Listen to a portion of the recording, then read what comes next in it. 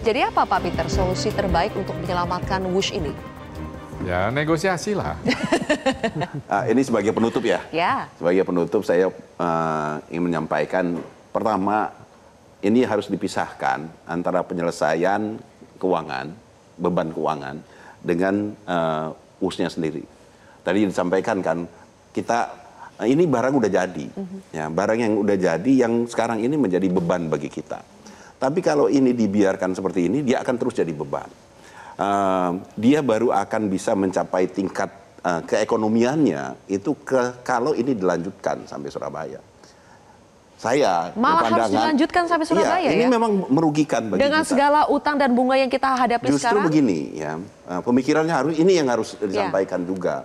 Harus ada kajian melihat kembali apakah dengan dia dilanjutkan itu justru dia akan menambah rugi atau justru dia akan menambah efisien sehingga dia bisa mengurangi kerugian. Ini tentu ada kajiannya, harus dikaji. Ya.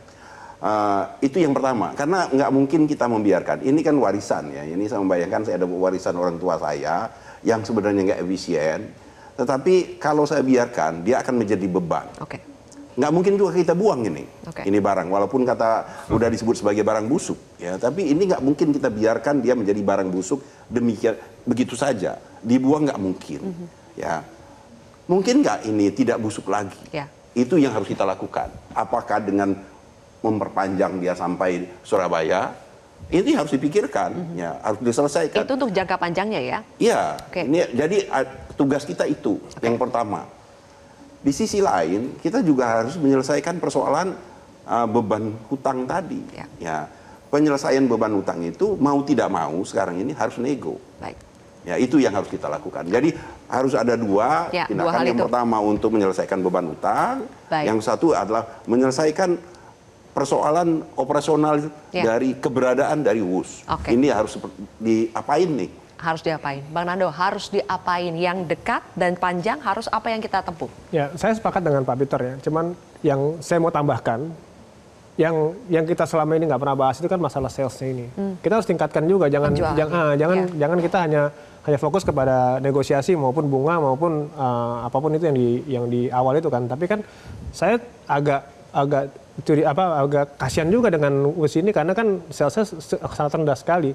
Jadi KCIC itu jangan terus-terusan minta tolong terus. Benerin dong salesnya. Mana katanya sales cuma 50%, gimana cara? Ya, dia putar otak dong untuk gimana caranya sales ini harus naik gitu, minimal 70-80% baru kita bicara banyak kan uang pendapatan itu. Jadi ini menurut saya Pak Peter ini harus paralel gitu. Kita membereskan utang dan kita juga harus naikkan sales gitu. Bereskan utang kita nggak naikkan sales percuma juga Mbak, percuma. Kita nggak menambahkan sedikit. Menaikkan sales itu salah satunya memang harus diperpanjang sampai selesai. Iya, saya sepakat. Oke, Mas Apam. Jadi harus bagaimana Mas Apam? Ya, apa yang katakan Peter, dua hal itu betul. Karena kalau nggak mangkrak kan jadi barang ya tambah rugi. Kan utang nggak bisa diem, kan tetap harus dibayar. Berbicara menaikkan sales berarti demand-nya juga harus besar ini. Ya itulah yang waktu itu bikin studinya itu nggak jelas. Kita sudah tanya itu orang dari mana dapat segitu, gitu kan. Nah sekarang kejadian, ya marilah kita pikirkan. Menciptakan demand itu ya. Iya, jadi bagaimana ini? Karena kalau tidak nggak bisa, ini harus terus. Nah perkara mau terus itu harus betul-betul dikaji. Sekarang tidak ada WUS sampai Surabaya, Garuda sudah bengek. Ya kan? Lion juga sudah bengek. Nanti ada kan nih saling kanibal. Mana dulu? Jalan tol dari ujung investasinya mahal loh itu. Bandara-bandara yang sekarang nganggur banyak sekali. Tolong itu dihitung, termasuk masuk ke penghitungan ulang soal biaya dan seterusnya. Setelah itu ya harus tetap dilaksanakan. Soal nanti bagaimana berapa bayar turun segala macam, dan yang penting juga yang paling bertanggung jawab 10 orang tadi harus dipanggil. Siapa yang harus pertama kali diperiksa dari 10 orang tadi, Bang Saud? Pertama mungkin kita perlu panggil juga konsultan dari Amerika ya, BCG ya. Ya. Ditanya tuh BCG, tanya dulu. Nanti BCG kan sampai hari ini kita belum tahu tuh BCG itu ngomong apa sebenarnya. Buat 3 lembar aja katanya dokumennya. Proyek segini cuma kemarin 3 lembar. Iya. Nah, BCG itu nanti kita minta sampean ngomong opo iki. Kita jadi kayak begini. Jadi maksud saya ketika kemudian nanti siapa yang berinteraksi, nanti juga siapa yang mengundang, kemudian itu nanti kelihatan Mbak dari urutan kronologis saja lah. Mudah-mudahan file tuh nggak hilang ya, atau belum nggak hilang, tapi kalau orang-orangnya masih hidup ya, itu bisa ngejelasin sehingga kemudian kita bisa memastikan. Kalau menurut saya sih sudah pasti 10, mulai dari Jokowi harus dipanggil, Menteri BUMN-nya, terus kemudian semua BUMN-nya yang terkait, ya terus kemudian tadi saya sudah nyebut Pak Jonan juga dimintai lagi keterangan. Kemudian siapa namanya juga Menteri Keuangan sekarang juga ditanya dulu kenapa nggak mau. Kan itu nanti dia akan menjelaskan logik thinking itu yang akan memperkuat penyidik dan penyelidik bahwa sebenarnya ini persoalannya. Tapi menurut Abang KPK harus masuk sekarang ya di tengah pemerintah lama-lama. itu lagi fokus cara menyelesaikan sekarang utangnya. Juga lihat aja di harddisk orang ini isinya semua kereta api WUS semua itu isinya sekarang harddisk orang itu. Masa kita nggak paham juga di situ? Ya kan orang udah bahas itu. Jadi kan salah satu tugasnya mereka adalah yang menjadi perhatian publik.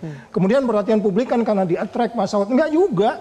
Orang yang udah naikin kereta itu juga merasa happy, tapi banyak juga yang nggak happy dengan kereta itu. Baik. Karena apa? Karena yang kita bangun itu selama ini kesalahannya kan itulah kalau mengutamakan hanya infrastruktur, bukan membangun manusianya. Ini yang gagal kita.